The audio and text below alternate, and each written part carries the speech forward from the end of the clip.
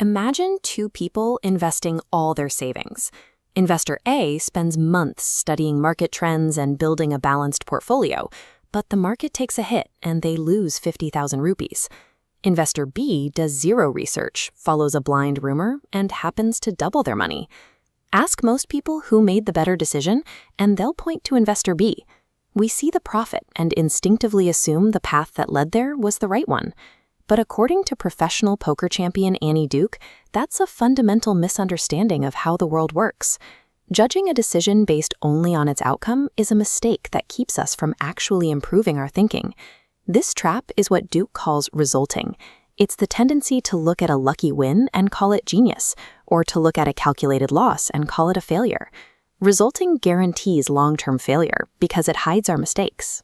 If we happen to get lucky once with a bad strategy, we'll keep repeating that strategy until our luck inevitably runs out. Most of us are taught to treat life like a game of chess.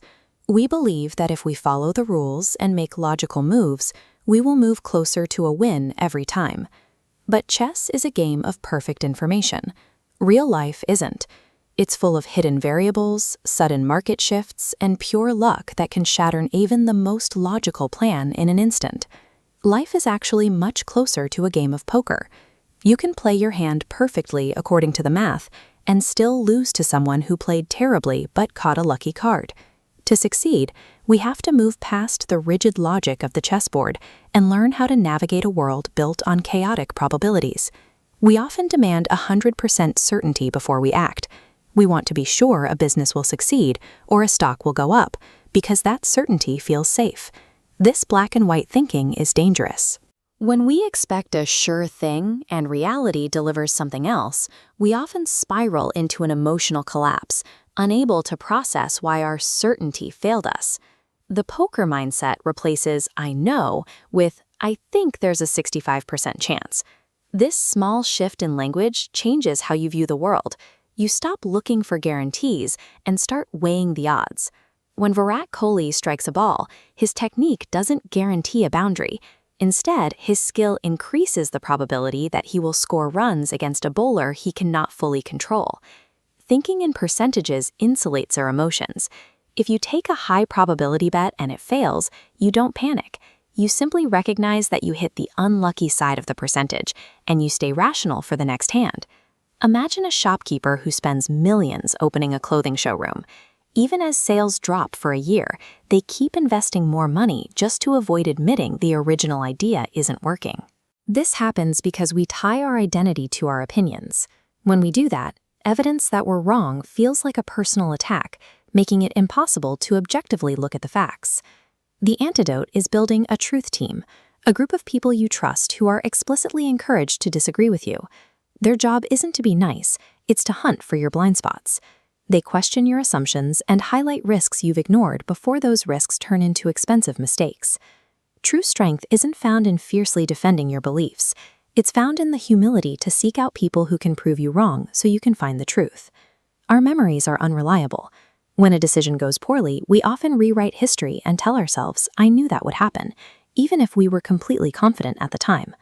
To combat this, you need a decision journal, a physical record of your thoughts that your ego can't rewrite later. Before a major move, you must log your assumptions, potential risks, and how confident you feel. When you review this months later, you can perform a real audit of your reasoning, seeing exactly where your logic was sound and where you were overconfident. This scientific process turns every outcome into data. Over time, it helps you strip away the influence of luck and sharpen your judgment for every decision that follows. No matter how much research you do, you are always working with incomplete information. A perfect decision process will never be enough to eliminate the unknown. Sudden illnesses, market crashes, or a new government policy can derail the most calculated plan in an instant. These are variables that no amount of intelligence can account for. Successful decision-making isn't about predicting the future with total accuracy. It's about learning to manage this permanent uncertainty without letting it paralyze you. You cannot judge yourself by events you couldn't control. You can only judge yourself by your process. Did you make the best choice possible with the information you had? We live in a culture that demands instant, short-term results. We want the six-pack in 30 days, or the viral business in 6 months. But real success rarely follows that timeline. Professional gamblers don't panic over one lost hand. They know that if their strategy is sound, the math ensures they will come out ahead over 1,000 hands. A single great decision doesn't guarantee a great outcome today, but stacking good decisions day after day compounds your chances of success over the course of your life. You can't control the hand you're dealt, but by mastering the process of the bet, you stop being a victim of luck and start dictating the ultimate odds of your own future.